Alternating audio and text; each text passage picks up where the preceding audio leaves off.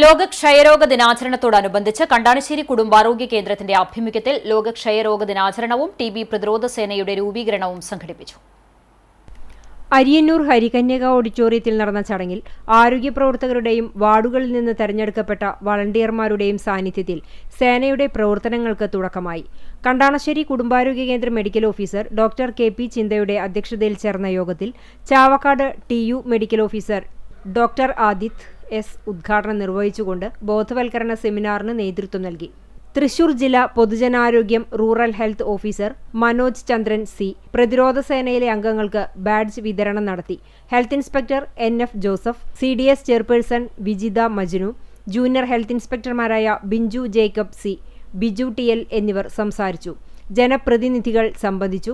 Jeevajwala academy of ആർട്സിന്റെ നേതൃത്വത്തിൽ കലാമണ്ഡലം ജിനേഷ് ക്ഷയരോഗചരിതം എന്ന ഓട്ടൻതുള്ളൽ അവതരണവും നടത്തി.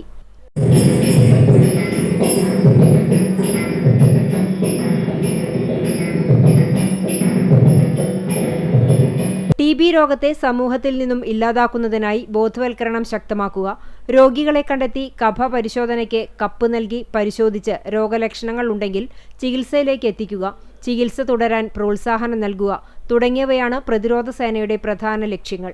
വിദ്യാർത്ഥികൾ, ആരോഗ്യ പ്രവർത്തകർ, യുവജനങ്ങൾ എന്നിവരെ ഉൾപ്പെടുത്തി രൂപീകരിച്ച സേന ഗ്രാമതലത്തിൽ ബോധവൽക്കരണ പ്രവർത്തനങ്ങൾ നടത്തും.